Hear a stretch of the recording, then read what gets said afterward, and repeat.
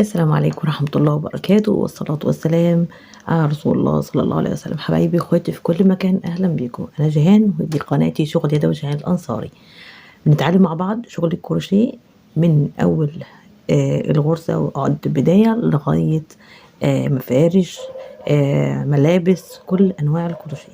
كمان بنتعلم مع بعض في فيديوهات قليلة شوية بس ماشي الحال، هنزودها ان شاء الله، ازاي ندمج كروشيه مع الخرز ونعمل اشكال جميلة جدا منها زي الاكسسوارات وغيرها. كمان هنتعلم ان شاء الله في فترة مقبلة، يعني قدام شوية، خطة كده متقدمة شوية، تطريز، تريكو، اكسسوارات بالكروشيه طبعا زيادة، وخرز بإذن الله. كل انواع تطريز اليدوي بإذن الله هنتعلمها مع بعض، والشغل اليدوي. كان في سؤال بنسأله كل حلقة طبعا، واحنا بنشتغل مع بعض في المفارش او بنشتغل في اي شغل، بنعمل سؤال. من اول رمضان 2025 بدأنا في الموضوع ده، والاستجابة قليلة بس تمام. نتعلم مع بعض، حتى لو انتوا تعرفوا المعلومة هيسعدني جدا تفاعلكم معايا طبعا. كان في سؤال اللي فات بيقول ما عدد أسماء الله الحسنى، والإجابة كانت 99 اسما. سؤال حلقة النهاردة: ما هي أسماء سورة الفاتحة؟ ما هي أسماء سورة الفاتحة؟ تمام. هنبدأ مع بعض، وبداية طبعا آه غرزة البداية بالشكل ده. الإبرة 1.8، والخيط خيط رفيع، خيط تطريز أصلا هو المفروض. هنتعلم مع بعض. سوري، هقول لكم المفرش النهارده بتفاصيله، وهنتعلم كمان نعرف ازاي وزن الخيط وكميه الخيط المستخدمه طبعا، طول قطر المفرش، لان المفرش دائري فهنعرف قطره هيبقى قد ايه، وزن الخيط، كل تفاصيله بنعرفها. وطبعا الابره قلتها لكم، والخيط رفيع، فالتفاصيل كلها بتعرفيها معايا في الفيديوهات باذن الله. نبدا ب 16 غرزه سلسله: 2، 3، 4، 5، 6، 7، 8، 9، 10، 11، 12، 13، 14، 15، 16. بطلع كده وبقفل الخيط. تمام. باجي الخيط الناحية التانية، بجيبه الناحية دي علشان اداريه في الغرز اللي طالعة. تمام. بطلع 1، 2، 3، باخد الخيط وبدخل في الفراغ وبعمل عمود بلفة كده 2. تمام. بعمل 32 غرزة عمود. تمام كده 3، كده 4، 5، 6، 7، 8، 9، 10، 11، 12. تمام. هعمل 20 اللي فاضلين بره الكادر عشان ما اطولش عليكم، وهرجع تاني عشان نشوف الغرزة عاملة ازاي. اشتغلت 32 غرزة عمود بلفة، وباجي هنا في السلسلة التالتة من العمود الاولاني، طبعا بفصله كده علشان اتأكد ان هو العمود الاولاني، وباجي في السلسلة التالتة منه باجي اعمل منزلقة. تمام.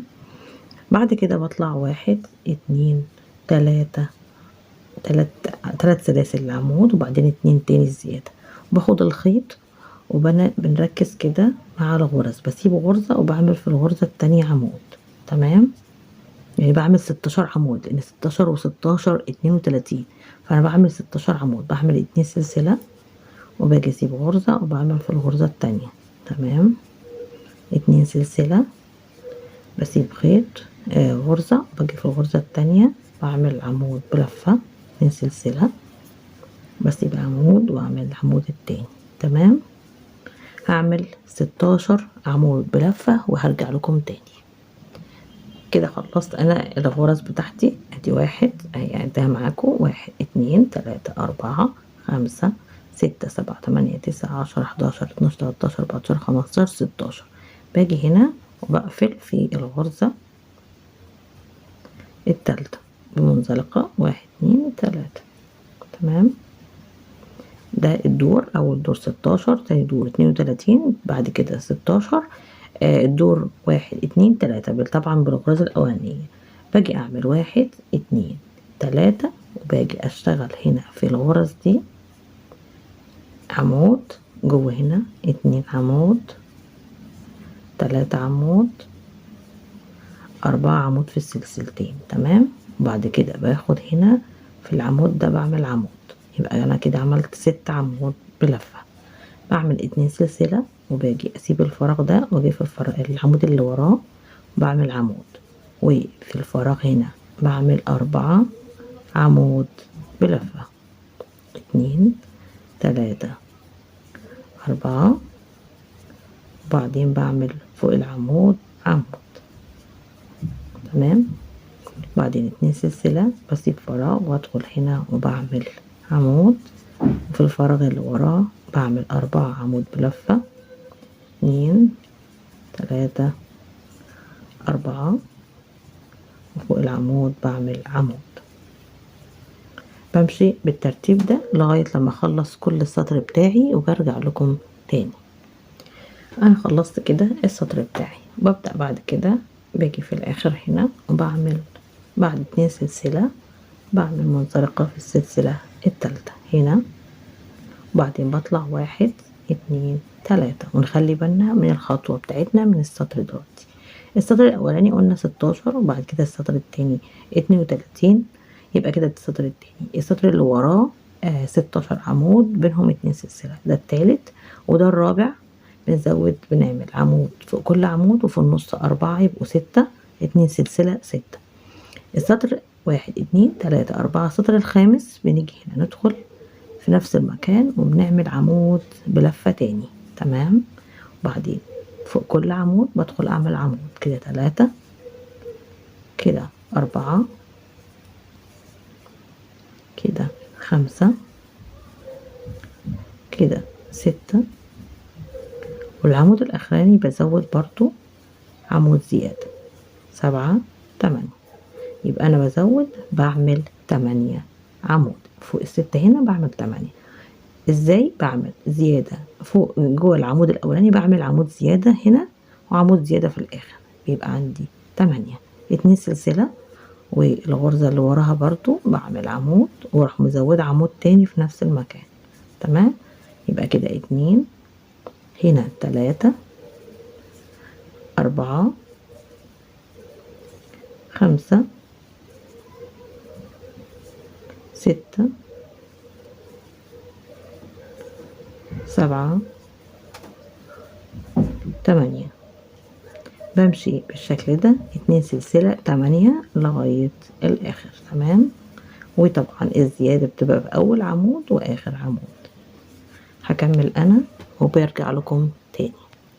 خلصنا السطر بتاعنا وهنقفل السطر بمنزلقة طبعا 1 2 3 بالشكل ده.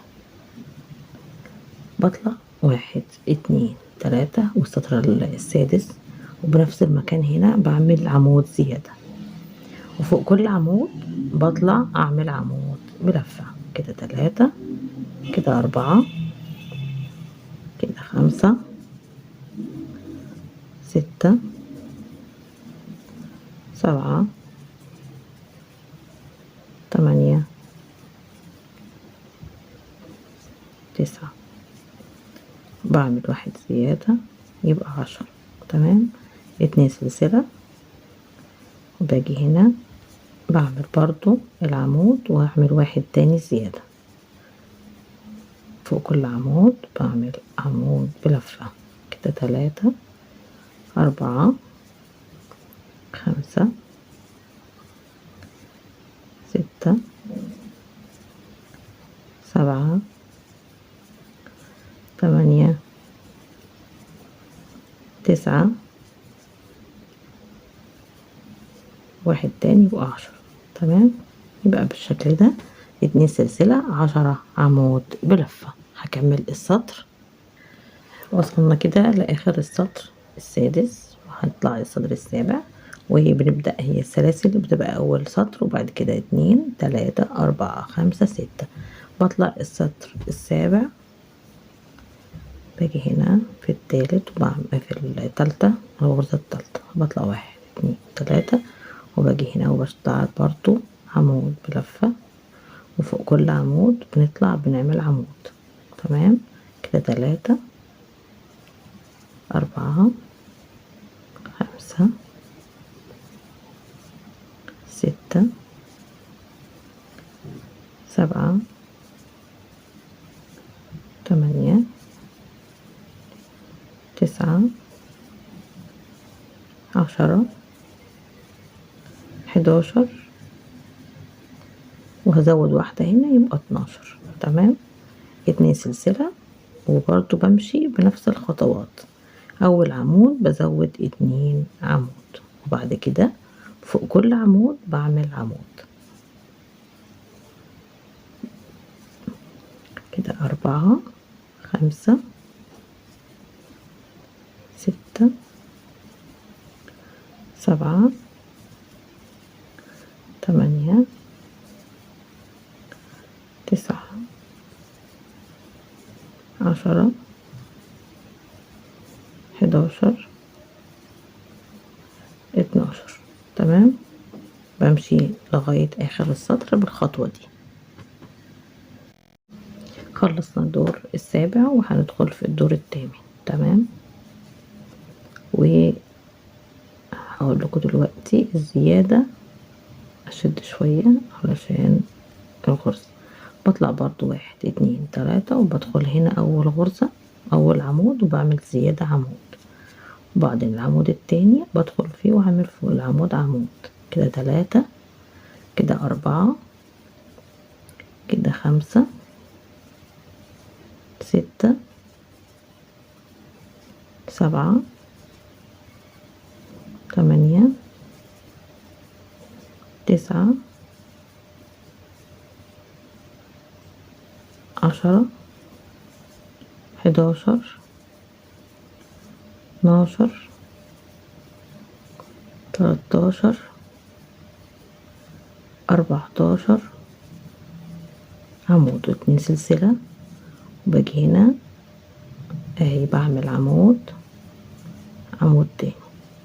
تمام وباجي هنا بعمل 3 4 5. بكمل انا وبمشي بنفس الترتيب، بزود هنا واحد زيادة وهنا واحد زيادة. تمام الزيادة انا بعمل واحد هنا من اول هنا 1 2 3 4، فهعمل كمان دورين للزيادة ديت، وهنشوف مع بعض خطوة بخطوة برضو. كده الدور الثامن وهقفل بمنزلقة طبعا. تمام وفي الزيادة هو المفروض بنطلع بزيادات 6، فانا هنا زيادة 1 2 3 4، الدور ده الخامس في الزيادة. تمام بدخل هنا وبعمل عمود، وباجي هنا بعمل عمود تاني، بدخل على كل عمود بعمل عمود. تمام كل عمود كده بعمل عمود، بخلص العواميد لغاية الاخر عشان ما اطولش عليكم.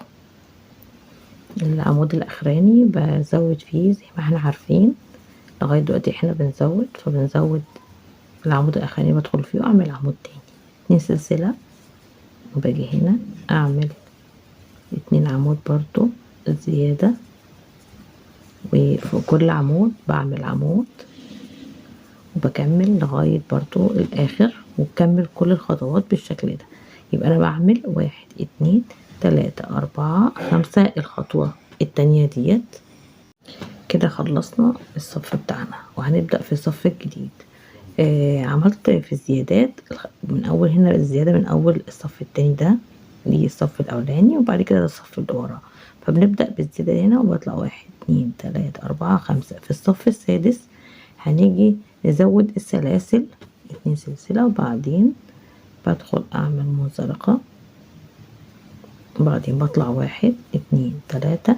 في الصف السادس برضو انا اللي هو في التزايد بزود في الصف ده، وبطلع فوق كل عمود بعمل عمود. تمام، فوق كل عمود عمود. بكمل بس للاخر عشان مطولش. هنا اهو زودنا زي ما انتوا شايفين 2 هنا في الاخر و2 هنا في الاول اهو. تمام، زي ما نطلع كل مرة. طبعا الزيادات اللي انتوا شايفينها دي عادي، احنا بعد كده هننقص فهتبقى طبيعي. بنيجي هنا بنزود سلسلة 2 3 سلسلة، وباجي برضو بدخل هنا وبعمل العمود، ازود كمان عمود، وبطلع فوق كل عمود بعمل عمود. يبقى الزيادة اللي بنعملها كل سطر هي وفي السطر اللي هو السادس من الزيارات من الزيادات، يعني المنطقة دي أنا بزود من أول هنا، بعمل 1 2 3 4 5 6. في السطر السادس ده بعمل 3 سلسلة، هنا 2 في كل مرة 2 وهنا 3. نخلي بالنا. ودي هتبقى السطر بتاعنا هنمشي بيه لغاية الآخر. بنعمل العواميد فوق كل عمود عمود بالشكل ده، كل عمود عمود. وزي ما قلت لكم الزيادات هتبقى ده اخر سطر للزيادة. بعد كده هنعمل التنقيص وهنعمل رسمة بتاعت بين الوحدات اللي هي الهندسية دي، بنعمل الرسمة بتاعتنا. تمام، باجي اخر غرزة عمود بزود فيها كمان عمود، وبعدين 3 سلاسل 1 2 3، وبدخل هنا برضو في كل وحدة من الوحدات بتاعتي الهندسية دي بعمل 2 عمود في الاول، وفوق كل عمود عمود زي ما عملنا، وفي الاخر 2 عمود. تمام اهي بالشكل ده. تمام، هكمل لغاية الاخر. احنا كده وصلنا لاخر السطر بتاعنا، وهنكتفي بالجزء دوت من الفيديو. 1 2 3 هنعمل منزلقة، وهنكمل بإذن الله في الجزء التاني. وعشان أوريكم شكل المفرش هنزل لكم صورته على الفيديو عشان ما تنسوش شكله، واحنا بنكمل مع بعض. هشوفكم بخير وإلى اللقاء، مع تحياتي جهان الأنصاري.